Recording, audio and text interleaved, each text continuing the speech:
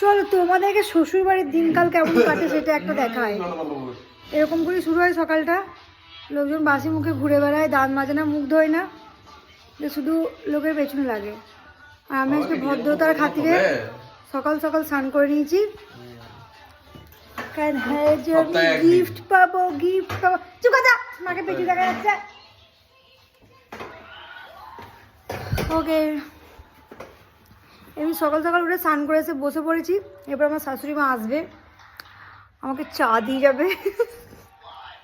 আমি বসে বসে চাটা একটু সেবন করব, তারপর আমি সারাদিন ডায়লগ দিতে থাকবো।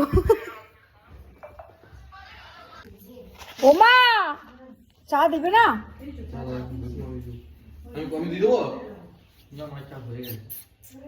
আমি এরকম করে সকাল থেকে লোকজনকে অর্ডার করি আর বসে বসে খাই, কারণ আমি নির্লজ্জ। কখন থেকে বসে আছে, এত দেরি করলে হবে?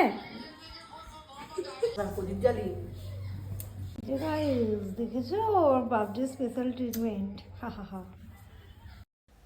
এটা আর কিছুই না, যেহেতু জন্মদিনের দিন বাড়ি আসেনি তাই মা ঠাকুরকে পুজো দিয়ে তার প্রসাদ রেখে দিয়েছিল, আর আজকে আমাকে সুন্দর সুন্দর খাবার বানিয়ে দিয়েছে। কিন্তু দুঃখের বিষয় এটাই, সেদিন ছিল শনিবার, তাই মা সব কিছু নিরামিষ রান্না করেছিল, কারণ আমার শ্বশুরবাড়িতে শনিবারে নিরামিষ খাওয়া হয় গাইজ।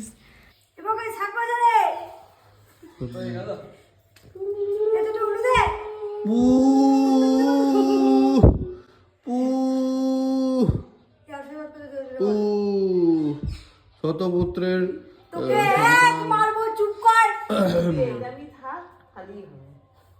কি বেশ মহাদেব আশীর্বাদ দিয়েছিলেন বেশি করে ফর্সা হয়, বেশি করে লম্বা হয়। ওগুলো আর হবে না।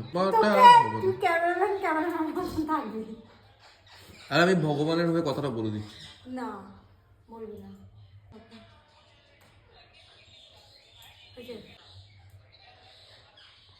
শান্ত করো মা, আমাকে শান্ত করো।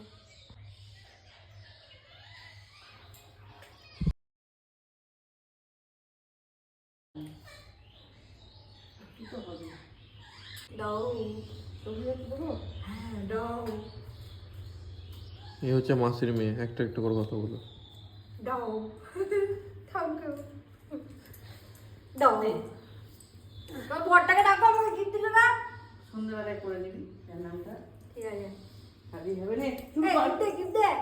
নেই, পয়সা নেই। গিফট দে। ওইটা বাকি ছিল, দিয়ে দিলাম। आज शनिवार है, निरामिष का दिन है। এই যে আমার শাশুড়ি মা সারাক্ষণ খেয়ে যায়, কোনো কাজ নেই, সারাক্ষণ তো খাচ্ছে। এখন সুরা পান করছে। জন্মদিনে মায়ের হাতে স্পেশাল স্পেশাল রান্না খেয়ে উত্তাল ঘুমিয়ে, আমি ঘুমাইনি, আমি সবাইকে বিরক্ত করেছি। পকাই ঘুমাচ্ছিল, এতক্ষণে স্নান করলো সেই জন্য। তারপর এখন আমি যাচ্ছি মেরা বাপ কা ঘর। আর যেহেতু মায়ের সঙ্গে আর ভাইয়ের সঙ্গে আগের দিন উত্তাল ঝগড়া হয়েছিল, সেই জন্য আজ এসেছি মায়ের আর ভাইয়ের জন্য একটু খাবার নিয়ে যেতে, যাতে ওদেরকে ডিনারে আর কোনো কষ্ট করতে না হয়। যেহেতু প্ল্যানটা আমার ছিল না, প্ল্যানটা ছিল মায়ের ওয়ান অ্যান্ড অনলি প্রিয়তম জামাইয়ের। আমার মা জামাই ভক্ত হনুমান, আমার মা মেয়ের থেকে জামাইকে বেশি ভরসা করে, তাই এটা নিয়ে যাচ্ছে। এটা কাইন্ড অফ ঘুষ, যাতে এই খাবারটা নিয়ে যাওয়ার পর আমার মা আর ভাই আমার উপর রেগে থাকতে না পারে, গদগদ হয়ে যায়, সেই জন্য। তো চলো ওখানে যাই, মাকে বলিনি, তারপর আবার বাদবাকি ব্যাপার স্যাপার দেখা যাচ্ছে। তো গাইজ খাবার নেওয়া হয়ে গেছে, ইয়েস। এখন আমরা যাচ্ছি বাড়ি।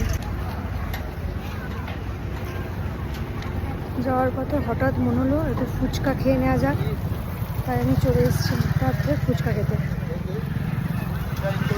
মাই স্পেশাল বলা চলো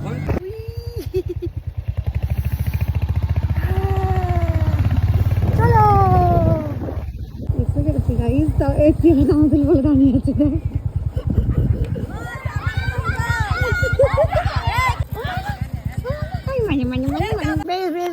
বেশ লেগে যাবে দাঁড়া।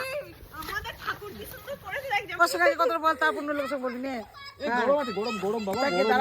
বলো কি হয়েছে, কি বলো বলো বলো বলো বলো। তোকে মাথা হাত দিয়ে দে, এটা দে দে দিয়ে কর। এসো এসো ঠাকুর, পছন্দ ঠাকুর। এ বাবা এটা হাঁসটা মা সরস্বতীর হাঁসটা এরকম করেছে আমার ঘোড়া করেছি দেখো দারুণ লাগছে সন পাবড়ি ও বিউটিফুল আরে ছিড়ে দিও তুই আমাকে ভালো নিয়ে নে এটা বেশি ভালো লাগছে একেবারে থেকে এটা ভালো লাগছে ভালো লাগছে বল এই চাইনিজ ভালো লাগছে রে দারুণ লাগছে হেভি লাগছে তুই কি করবি বল এরকম আমি ঠিক আছে সবাই এই আইডিয়া ব্লু কালার করে নিতে আমার ছিল দুজনেরই লজ্জা নেই লজ্জা থাকলে হবে লজ্জা দাদা কাকে লজ্জা বলে বলতো লজ্জা বুঝিস তোমার মামের মিল ছাড়া একবার ইয়ে হয়েছে ও 2 দিন বেশি 3 দিন থাকতে পারে আমি তো ওইদিনে বাড়ি ঢুকেছি এখন বাড়ি ঢুকিনি ওই জন্য পাপা এসে বসে আছে বাড়ি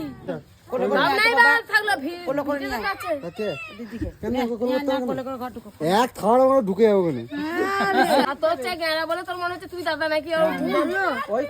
সব কটা বোন আছে বয়সে তোর চেয়ে ছোট লম্বাই তোর চেয়ে ছোট বয়সে তোর চেয়ে ছোট বয়সে তোর চেয়ে বড় বাড়ি চ আমার কি বিরিয়ানি আর রাইসটা বেগ গলে গেছে বলো আমি জানি না বিরিয়ানি রাইস তোর সঙ্গে দেখা করতে এসেছি ঠিক আছে বাদ বাকি লোকে কম ভাও খেতে বলে ঠিক আছে দাদা মানে আমি তোর সঙ্গে কারোর সাথে কথা বলবো না কারোর দিকে তাকাবো না আমি এক ফোঁটা জলও খাবো না ঠিক আছে জানো জানো উপরে তো ছাদে এ ব্যাগ দাদা আমার চুলটা দেখ পুরো ডোটা এসে মোটাসুটি খেয়ে করেছে দেখ চুলটা দেখ চুলটা দেখ আচ্ছা উপরের রংটা তবু ভালো লাগছে ও মা উপরে তো রং করা মানে ওই যেটা করেছিলি তার থেকে এটা তাও ঠিক লাগছে দেখো চুলটা যেটা করেছিল ওইটা তো তাও ঠিক আছে মা না না ভালো লাগে ও না যেটা করেছিলি রাইস এনেছি না মা বলে গেল সব যেটা চুমুটাও এত ভাও কেন খাস তুই আমি এতদিন পরে যে এসেছি খাবারটা এই দেখ চুলে কাটা তোরা বাইরে ভালো করে দেখতে পাচ্ছিস না তো দেখাচ্ছি বল কেমন লাগছে এবারে ব্যাপারটা বলতে কেমন লাগছে হার দিকে ছোট বোন পুরো টিয়া পাখির পালক আরে তোদেরকে এই যে সীতাভোগ খাইলাম তোরা তাহলে সরাসরি সামনে নিবি না তো হ্যাঁ নেবো হ্যাঁ 500 টাকা তোরা কি নির্লজ্জ রে 10 টাকা থেকে 100 টাকা হলে 100 টাকা দেবার 500 টাকা এই শোন গাড়িটা গেছে রাস্তা দিয়ে আমি তো তোদের চাঁদার বাউন্ডারি পেরোইনি হ্যাঁ চা দেবো কেন আগে বলি নি খেলে তাহলে খেতাম না হ্যাঁ তুই আগে বলি না কেন যে চাঁদা চাঁদা দিতে হবে খেলেও তুই বল ক টাকা এক হবে ও আয়ন না আয়ন বলবি চুপ কর তোরা তো বলবি না হবে 2000 শোন আমার হারমোনিয়াম আছে বিনাও আছে আমি দেখতেও দেখ সরস্বতীর মতন তোদের এইরকম সরস্বতী থেকে আমি ভালো আমাকে সাজিয়ে প্যান্ডেলে বসে দিবি বল আমাকে সাজিয়ে বসে তোরা ঠাকুর টাকাটা বেঁচে যাবে না নড়ে না আর পিয়া তো নিয়ে বসে আমার হাঁসটা তো পিয়া যদি নিঃশ্বাস না নিয়ে বসে থাকতে পারি তাহলে টাকা দিতে না ওকে ডান দাও ব্যাস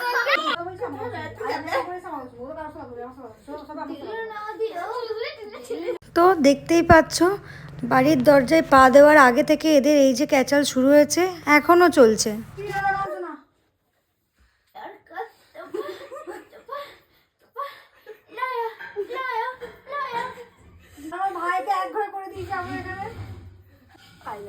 এই যে মা এদেরকে এখানে যা হোক করে এখন পাপড় টাপড় খাইয়ে বাড়ি পাঠানোর ব্যবস্থা করছে মা ওদেরকে আর সহ্য করতে পারছে না খেয়ে বাড়ি যায় তাড়াতাড়ি খেয়ে বাড়ি যায় এবারে সময় শেষ আজকের মতন শেষ এখানেই টাটা টাটা আবার সবার সঙ্গে দেখাবো গুড নাইট আবার সরস্বতী পুজোয় আরে দেখো এর সঙ্গে সঙ্গে খাবে বলে চলে এসছে এখানে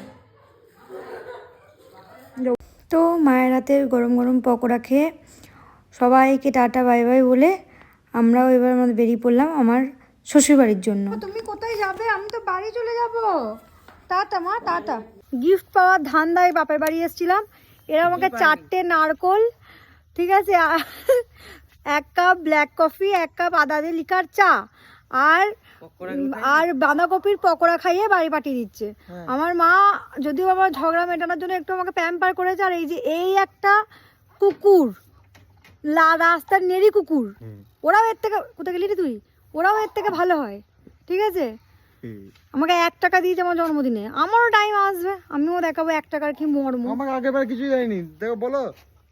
এ কি দেখে কি আগের কিছু দিইনি। ভালোভাবে বাড়ি যাস। হ্যাঁ তাড়িয়ে দিচ্ছিস তো, ঠিক আছে আসছি মা, চললাম। তাহলে ডিউর হয়ে গেল জন্মদিনের অ্যানিভার্সারি মিলিয়ে। পাপাকে কি আজকে আবার বলবো, গেছিলাম তাও দেয়নি।